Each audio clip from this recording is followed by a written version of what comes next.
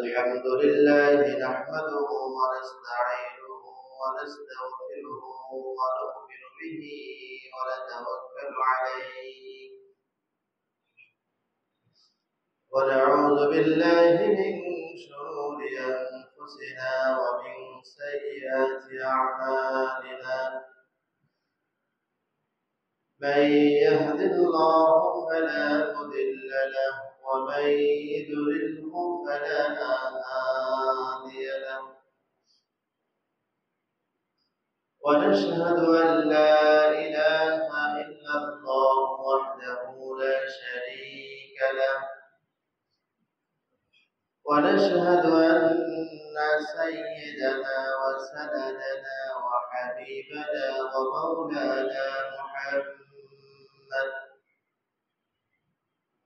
الذي أرسله بالحق بشيرا ونذيرا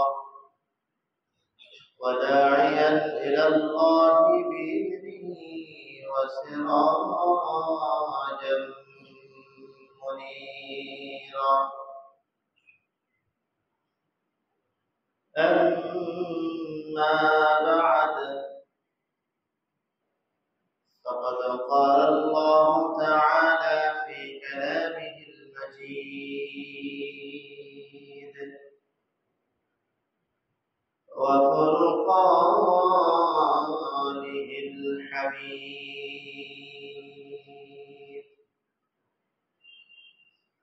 والذين أوتوا العلم درجات وقال رسول الله صلى الله عليه وسلم من سلك طريقا يلتمس فيه علما سهل الله له به طريقا إلى الجنة أو كما قال عليه الصلاة والتسليم إن الله وملائكته يصلون على النبي يا أيها الذين آمنوا صلوا عليه وسلموا تسليما اللهم صل على محمد وعلى آل محمد كما صليت على إبراهيم وعلى آل إبراهيم إنك حميد مجيد اللهم بارك على محمد وعلى آل محمد كما باركت على إبراهيم وعلى آل إبراهيم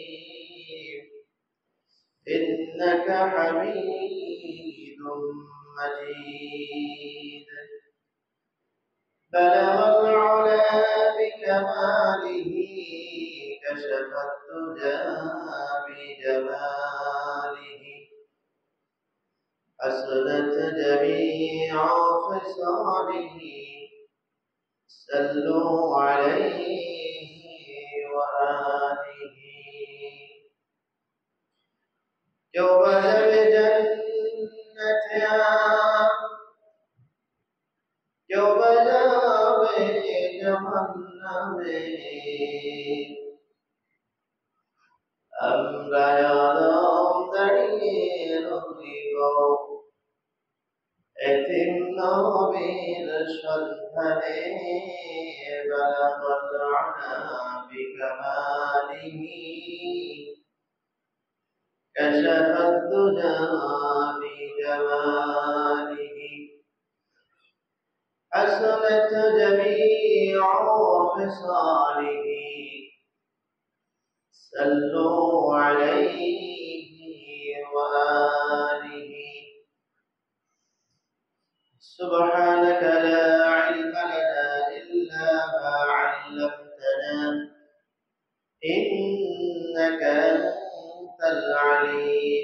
الحكيم جزى الله عنا محمدا ما هو أهله الحمد لله আল্লাহ সুবহানাহু ওয়া তাআলার দরবারে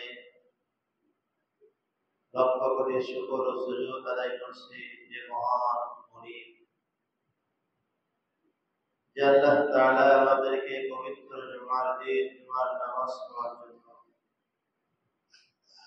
দুনিয়ার বহু ঝামেলা থেকে মুক্ত হয়ে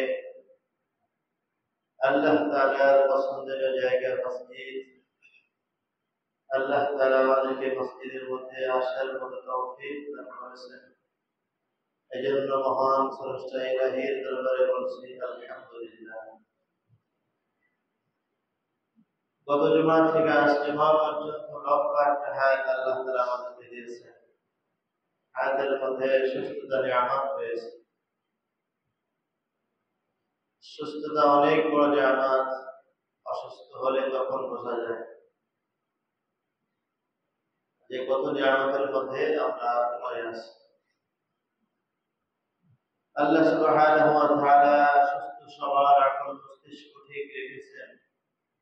পা হেঁটে চলার মতো ক্ষমতা, কথা বলার মতো যোগ্যতা, কথা শুনবার মতো কুওয়াত আল্লাহ তাআলা এখনো দিচ্ছেন। এজন্য সেই মহান স্রষ্টা ইলাহির দরবারে বলছি আলহামদুলিল্লাহ।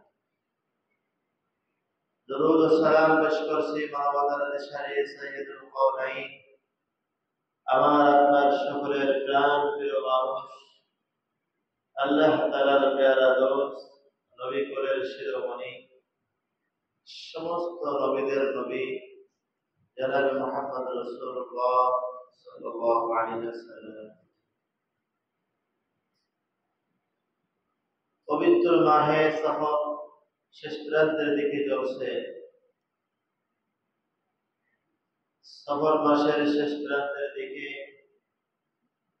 নবী আলাইহিস সালাম অসুস্থ ছিলেন, মর্মান্তিক অসুস্থ। যে অসুস্থতার পরে আর তিনি বেশি দিন দুনিয়ায় ছিলেন না। পয়গম্বর সাল্লাল্লাহু আলাইহি ওয়াসাল্লাম জীবনে একবার হজ আদায় করেছেন, 4টা উমরা করেছেন। তো হজ যেহেতু জিলহজ মাস শেষ হয়ে গেল, এরপরে মুহররম সফর, সফর মাসের শেষ প্রান্তে 27 সফর। ইখতিলাফ হতে পারে বিভিন্ন তারিখে। এক কথায় সফরের শেষ প্রান্তে পয়গম্বর সাল্লাল্লাহু আলাইহি ওয়াসাল্লাম অসুস্থ হয়ে পড়েন। সাহাবাদের মধ্যে বড় পেরেশানি কাজ করছে। আমাদের সমাজেও তো আমাদের ঘরের মধ্যে কেউ অসুস্থ হলে, নিজে অসুস্থ হলে অনেক পেরেশানি থাকে।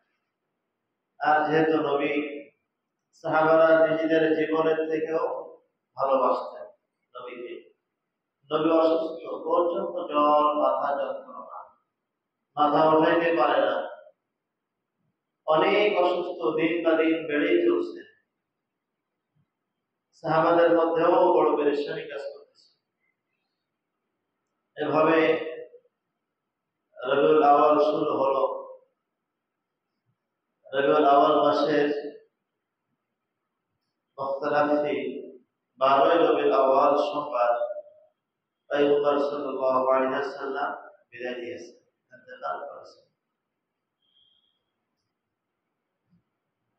তো নবী আলাইহিস সালাম জিলহজ মাসে যে হজ আদায় করেছেন,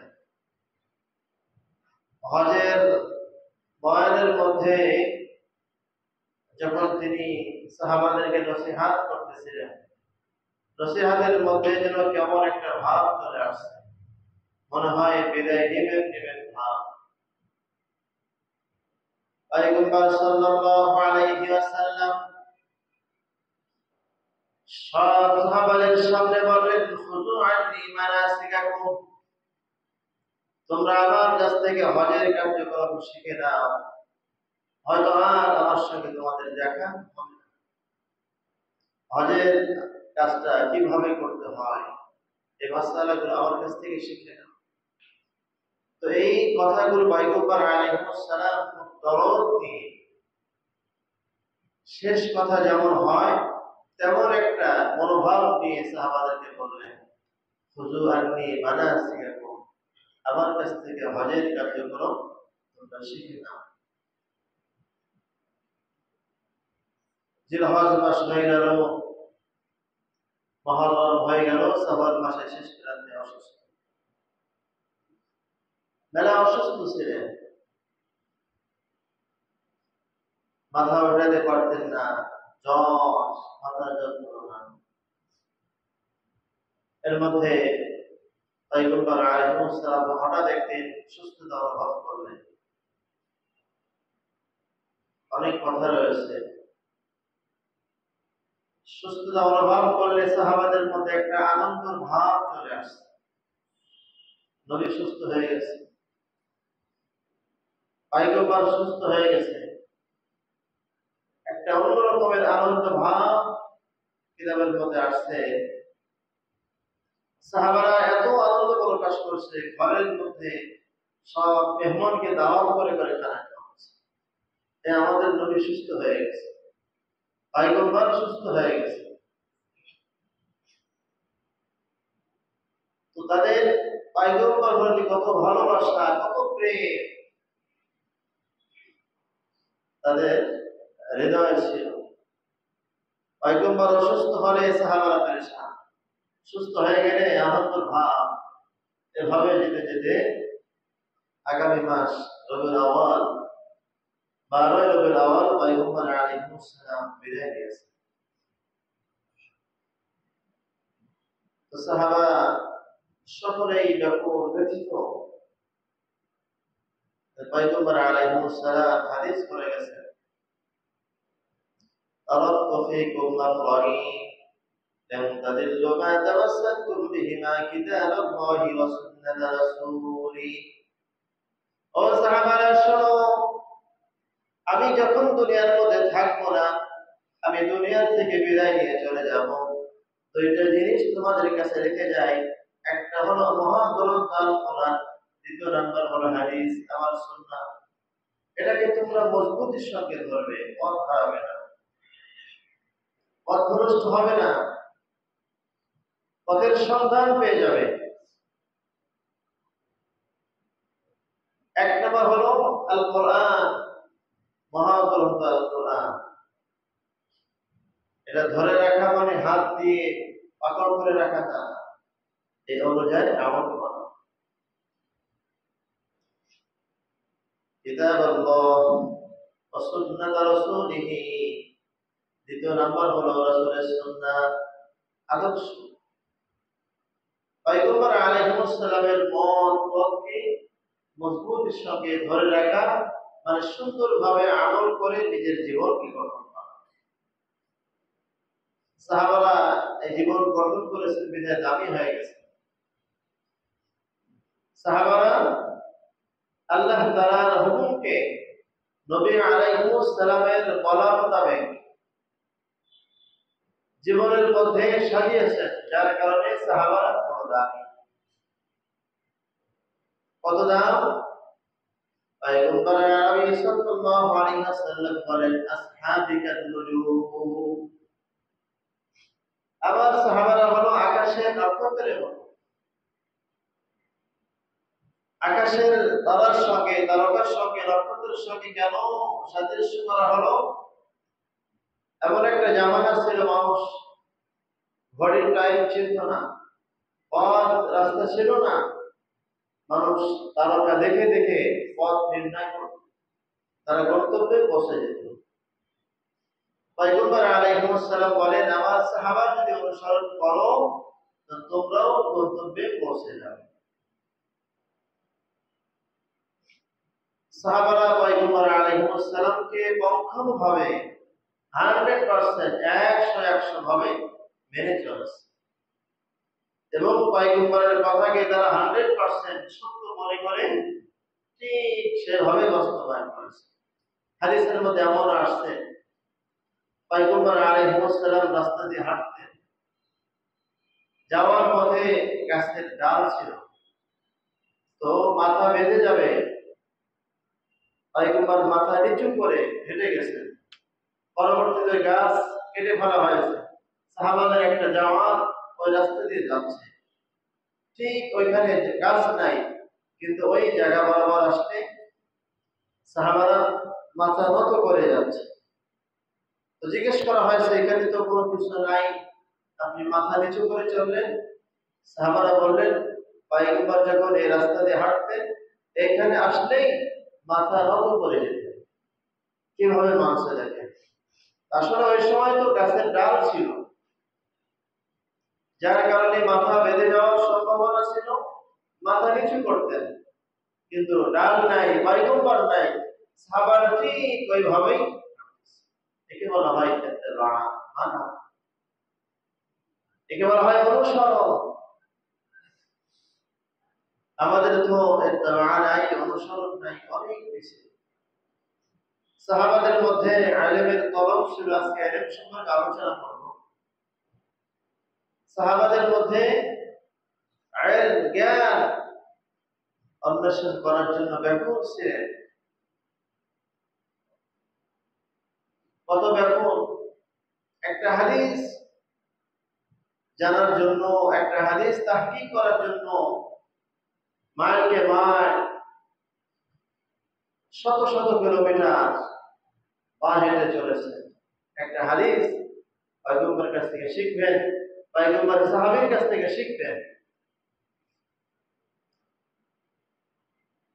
দামেস্ক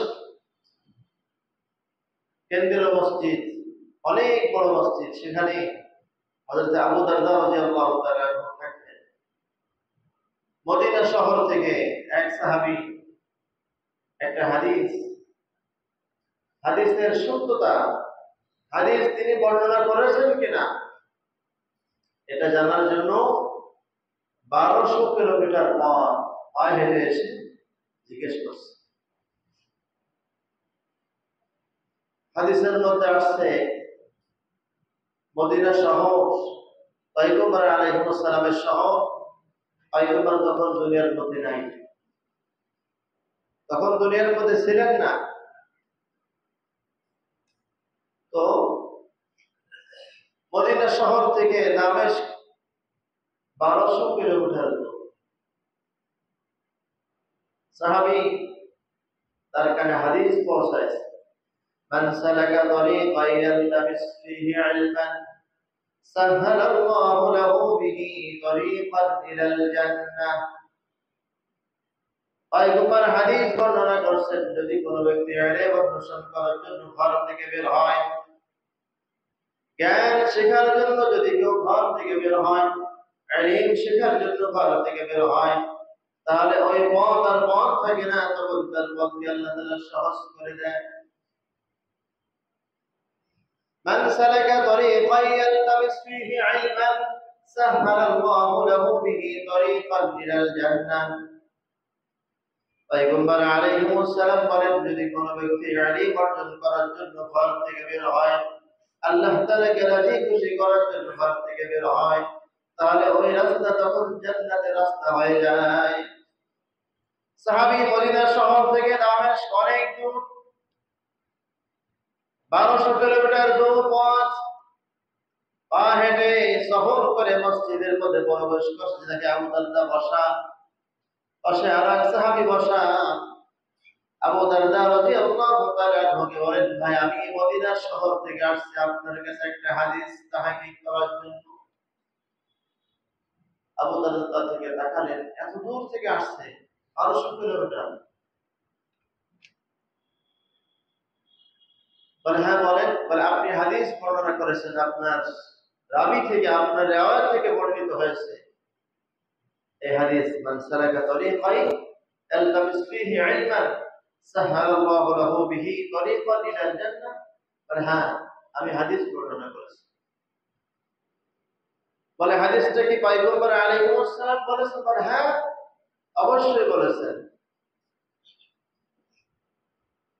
সাহাবী তখন বলে, ভাই আবু দারদা, আমি মদিনা শহর থেকে এতটুকু কথা জানার জন্য আপনার কাছে আসছি, এই এই হাদিসটা পয়গম্বর আলাইহিস সালাম বর্ণনা করেছেন কি করেন নাই? অর্থ হলো যে ব্যক্তি ইলম অর্জন করার জন্য ঘর থেকে বের হয়, আল্লাহ তাআলা তার জান্নাতে যাওয়ার জন্য পথ সহজ করে দেয়। কত সহজ! তাফসীরের মধ্যে হাদিসের ব্যাখ্যা আছে, জান্নাতে যাওয়ার জন্য সহজ বলতে জান্নাতে যাওয়ার পরে করেন 30 বছরের রাস্তা, আল্লাহ তাআলা 30 বছরের রাস্তাকে সংক্ষেপ করে 5 বছরে করে দেবেন। সহজের ব্যাখ্যা হলো লম্বা পথকে সংক্ষিপ্ত করে দেওয়া। অনেক পথ হেঁটে যেতে হবে, অনেক কষ্ট হবে, এই কষ্ট থেকে পথ সহজ করার নাম হলো সহজ, সংক্ষেপ করার নাম সহজ। তো সাহাবাদের মধ্যে কি তলব ছিল? এতটুকু কথা জানার জন্য 1200 কিলোমিটার পথ সফর করে এরপরে সাহাবার কাছে হাদিস জিজ্ঞেস করছে। হযরত আবু দারদা রাদিয়াল্লাহু তাআলা আনহু তখন তার দিকে বারবার তাকায়, বারবার দেখছে আর জিজ্ঞেস করছে, ভাই আপনার এখানে কোনো ব্যবসা বাণিজ্য আছে কিনা? বলে, না আমার কোনো ব্যবসা নেই। বলে, আপনার কোনো বন্ধু এখানে ব্যবসা বাণিজ্য করে কিনা? বলে, না আমার তেজারত নাই, কোনো ব্যবসা নাই, কোনো বন্ধু বান্ধব নাই, আমার এখানে কোনো আপন বলতে কেউ নাই, শুধুমাত্র আমার এতটুকু কথা জানার জন্যই আমি আপনার কাছে সফর করে আসছি। 1200 কিলোমিটার যেমন তেমন ব্যাপার না, এতটুকু কথা যে পয়গম্বর আলাইহিস সালাম এই হাদিসটা এইভাবে বর্ণনা করেছেন কিনা। আবু দারদা রাদিয়াল্লাহু তাআলা আনহু বলেন যে হ্যাঁ অবশ্যই বলেছেন, মান সালাকা তরিকা ইয়ালতামিস ফীহি ইলমান সাহহালাল্লাহু লাহু বিহি তরিকান ইলাল জান্নাহ। যে ব্যক্তি ইলম অর্জন করার জন্য ঘর থেকে বের হয় আল্লাহ তাআলাকে রাজি খুশি করার জন্য, তার পথকে আল্লাহ তাআলা সহজ করে দেন। এতটুকু কথা জানার জন্য চলে গেছেন দামেস্ক শহরে মসজিদের মধ্যে সাহাবার কাছে। এই ইলম অর্জন করার জন্য আমাদেরকে আল্লাহ তাআলা বারবার তাকিদ করেছেন। পয়গম্বর আলাইহিস সালাম আমাদেরকে বহু ফজিলত মর্যাদার কথা বর্ণনা করেছেন। ইলম যার শাব্দিক অর্থ হলো জ্ঞান, পরিভাষায় ইলম বলা হয় ওই ইলমকে, ওই জ্ঞানকে যেটা ওহীর মাধ্যমে জিবরাইল আলাইহিস সালামের মাধ্যমে পয়গম্বর আলাইহিস সালামকে জানানো হয়েছে, তাকে বলা হয় ইলম। ইলম অর্জন করার জন্য আল্লাহ তাআলা আমাদেরকে নির্দেশ করেছেন ইলম শিখো, ইকরা পড়ো। মানুষ ইলম না জানলে, জ্ঞান না শিখলে চলবে কিভাবে? এই জ্ঞান ইলম শেখার কিছু পদ্ধতি দরকার রয়েছে। সঠিকভাবে যদি ইলম না শিখে মানুষ পথ হারিয়ে যায়, পথভ্রষ্ট হয়ে যায়। এজন্য সব শেখার আগে আগে আমার ইলমে ওহী শিখতে হবে। আল্লামাল কুরআন, আর রহমান আল্লামাল কুরআন খালাকাল ইনসান। মানুষ বানানোর আগে আল্লাহ তাআলা ইলম শেখার কথা বলছে। তার মানে কেমন যেন জন্মগ্রহণের সাথেই তার ইলমের সম্পর্ক। এজন্য আমাদেরকে সহিহ ইলম শেখা, নিজের সন্তান শিখবে, আপনজন শিখবে, আমি শিখব। ইলমের কিছু প্রকার রয়েছে। এক নম্বর হচ্ছে উপকারী ইলম, উপকারী বিদ্যা। দ্বিতীয় নম্বর হচ্ছে অনর্থক, আর একটা হলো ক্ষতিকর। উপকারী ইলম স্কুল, কলেজ, ভার্সিটি, ইউনিভার্সিটি, এগুলো দ্বারা মানুষ উপকার পায়। ক্ষতিকর ইলম হচ্ছে জাদুবিদ্যা, বাদ্যযন্ত্র, গান, নাচ, এগুলো মানুষ শেখায়, এগুলো হলো ক্ষতিকর ইলম, অনর্থক, যেটা প্রয়োজন ছিল না। তো এই প্রথম প্রকারের যে ইলম বলা হয়েছে যে উপকারী ইলম, কলেজে পড়াশোনা করা, ভার্সিটি পড়াশোনা করা, জেনারেল শিক্ষিত হওয়া, এটা হলো উপকারী জ্ঞান। এই জ্ঞান কারা শিখবে? হাদিসের ব্যাখ্যার মধ্যে বলা হয়েছে এই উপকারী জ্ঞান শিখবে যারা দারিদ্র, যারা গরিব, যার পিতা গরিব, সে এই ইলম শিখবে, এই জ্ঞান শিখবে। কারণ উদ্দেশ্য হবে আমি জাগতিক কিছু বিদ্যা শিখে দুনিয়া ইনকাম করব। যেহেতু আমার পিতা গরিব, আমি নিজেই গরিব।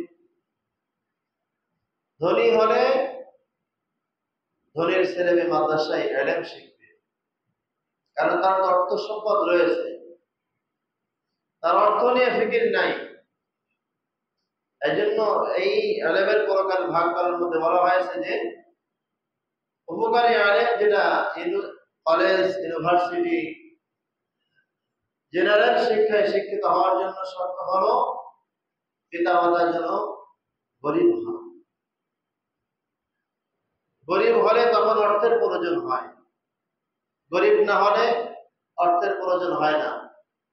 আমি যদি গরিব না হয় আমার অর্থের প্রয়োজন না, অর্থের যখন আমার প্রয়োজন হবে না তখন আমার সন্তান মাদ্রাসার মধ্যে পড়বে। কিন্তু আমাদের সমাজে এখন সম্পূর্ণ ব্যতিক্রম। ধনীর ছেলেরা মাদ্রাসায় পড়ে না, গরিব ছেলেরা, গরিবের সন্তান, ফকিরের সন্তান, মিসকিনের সন্তান মাদ্রাসার মধ্যে পড়ে। অথচ কথা ছিল যারা গরিব হবে তারা অর্থ উপার্জন করার জন্য, দুনিয়া উপার্জন করার জন্য তারা উপকারী বিদ্যাটা শিখবে। সেটা হলো কলেজ, ভার্সিটি, ইউনিভার্সিটি, এই শিক্ষাগুলো তারাই করবে। কারণ তাদের তো অর্থের প্রয়োজন রয়েছে, আর অর্থের প্রয়োজন না হলে, ধনী হলে, টাকাওয়ালা হলে তার সন্তান পড়বে মাদ্রাসা, তার সন্তান আখিরাতের ইলম শিখবে, কারণ তার তো অর্থের প্রয়োজন না। কিন্তু আমাদের সমাজের মধ্যে ব্যতিক্রম। আমরা যারা গরিব, আমাদের ছেলেমেয়েরা মাদ্রাসায় পড়ে, এবং শুধু পড়ে তা না, যারা টাকাওয়ালা আছে তারা আবার চিৎকারিও করে। এটা সম্পূর্ণ ভুল। এই জন্য আগে আমাকে বুঝতে হবে ইলম তিন প্রকার, জ্ঞান তিন প্রকার। একটা হলো উপকারী ইলম, উপকারী জ্ঞান। দ্বিতীয় নাম্বার হচ্ছে অনর্থক। তিন নাম্বার হচ্ছে ক্ষতিকর। উপকারী ইলম যেটা বললাম,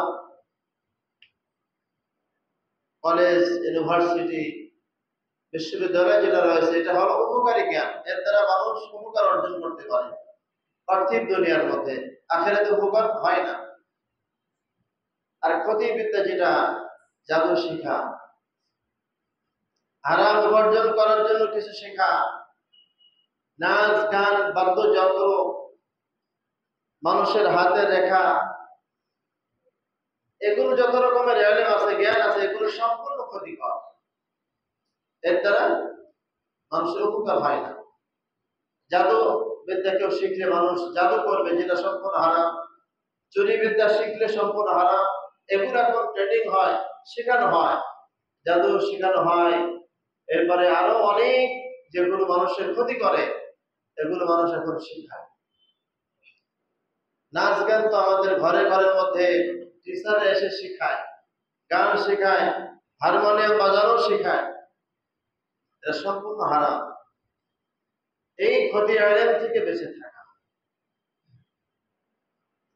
তো উপকারী যে ইলমটা রয়েছে, এটা শেখার জন্য প্রথম শর্ত হলো পিতা দারিদ্র হতে হবে।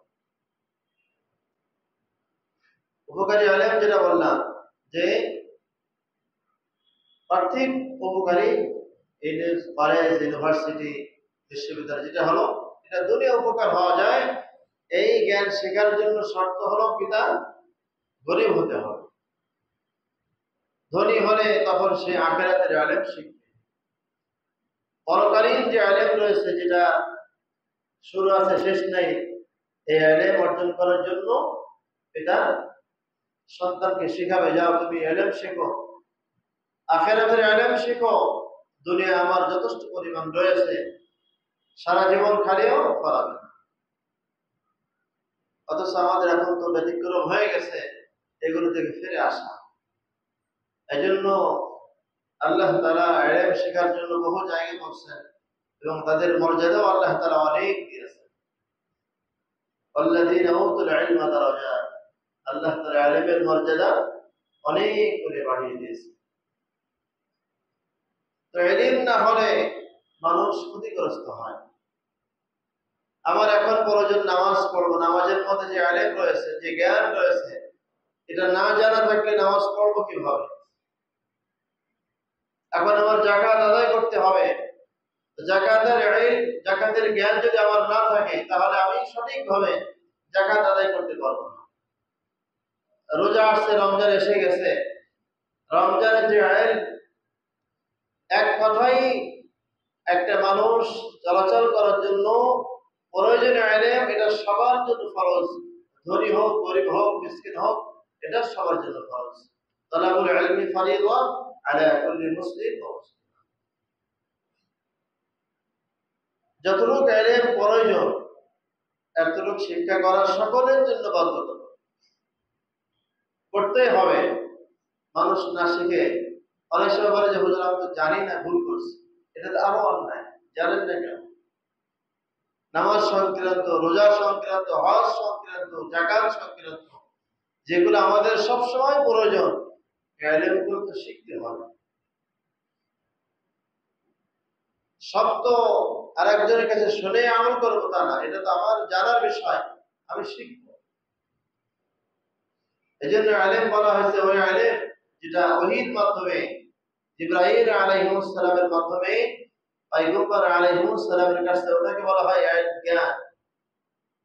এই জ্ঞান অর্জন করার জন্য সকলকে নির্দেশ করা হয়েছে, ধনী গরিব সকলে। এরপরে সে প্রকার ভাগ করা হয়েছে, জ্ঞান তিন প্রকার: উপকারী জ্ঞান, অনর্থক জ্ঞান, ক্ষতিকর জ্ঞান। উপকারী জ্ঞান বলা হয়েছে যে বাংলা কলেজ, ইউনিভার্সিটি, বিশ্ববিদ্যালয় যেটা রয়েছে, যার মাধ্যমে মানুষ আক্ষরিক জ্ঞান পেয়ে যায়, দুনিয়ায় চলাচল করার জন্য কিছু জ্ঞান অর্জন হয়। এই জ্ঞান অর্জন করার জন্য শর্ত হলো পিতা গরিব হবে, দারিদ্র হতে হবে। আজীব এক ঘটনা মনে পড়ছে, আশরাফ আলী থানভী রহমতুল্লাহ আলাইহি লেখছেন, ভারতবর্ষে এক মাদ্রাসার পড়ুয়া হেদায়া কিতাব পর্যন্ত লেখাপড়া করেছেন, নাম হল আব্দুল মজিদ। এরপরে লেখাপড়া শিখে আইনজীবী হয়েছেন, ব্যারিস্টার হয়েছেন, সাধারণ একজন উকিল। তো ভারতবর্ষে তার সঙ্গে কোনো বিচারক তার সামনে দাঁড়াতে পারে না, সব বিচারকরা হার মেরে যায়। এভাবে করতে করতে লন্ডন থেকে বড় বড় ব্যারিস্টার এসে তার সঙ্গে লড়াই করে, মামলা নিয়ে তার সঙ্গে লড়ে, সেখানেও হেরে যায়। এই বেচারা একদিন হঠাৎ আশরাফ আলী থানভী রহমতুল্লাহ আলাইহি দরবারে, সেখানে 3 দিন ইতিকাফ করলেন, 3 দিন বা 5 দিন হতে পারে।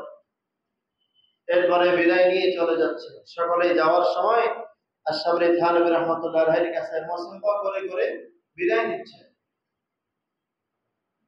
এক পর্যায়ে যখন উনি মুসাফা করলেন, আশরাফ আলী থানভী রহমতুল্লাহ আলাইহি বললেন, কি নাম আপনার? তো বলে, আমার নাম তো আব্দুল মজিদ। বলে, আপনি কি অ্যাডভোকেট? বলে, হ্যাঁ আমি অ্যাডভোকেট।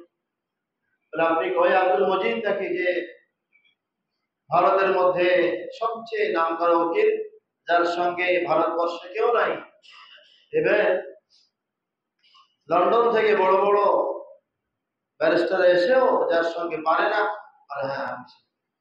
বলে, তাহলে আপনার রহস্য বলতে হবে, আপনি এত সুন্দরভাবে কি জ্ঞান আপনার রয়েছে যার কারণে আপনি বড় বড় অ্যাডভোকেট যারা ব্যারিস্টার রয়েছে তারা আপনার সঙ্গে পারে না? আব্দুল মজিদ তখন বলেন, হুজুর আমি তো দুনিয়ার আক্ষরিক কিছু জ্ঞান শিখেছি, কলেজ ইউনিভার্সিটি কিছু পড়েছি, কিন্তু এটার মধ্যে অনেক ফাঁক ফোকর রয়েছে।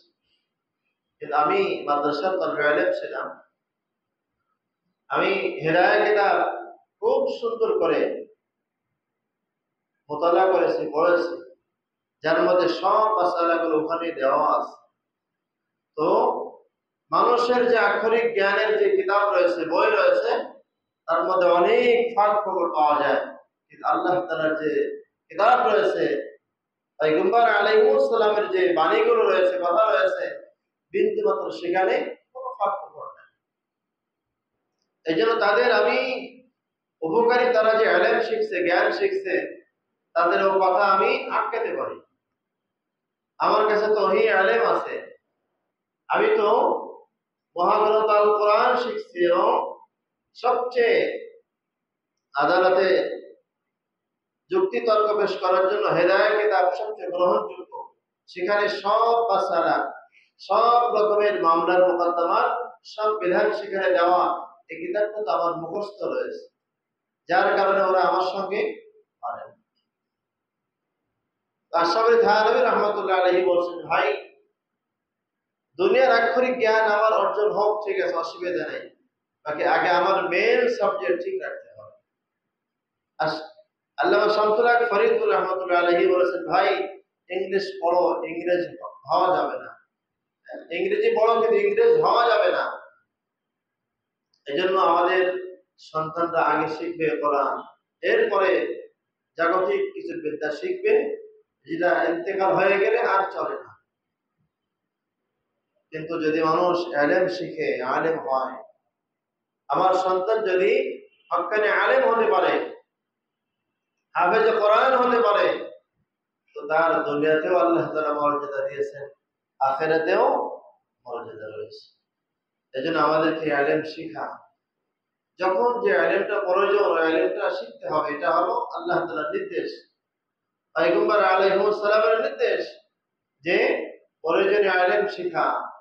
আর আল্লাহ পয়গম্বর আলাইহিস সালাম বলেন, খায়রুকুম মান তাআল্লামাল কুরআন ওয়া আল্লামা, তোমাদের মধ্যে সবচেয়ে সর্বশ্রেষ্ঠ ওই ব্যক্তি যে নিজে কোরআন শিখে এবং অন্যকে শেখায়।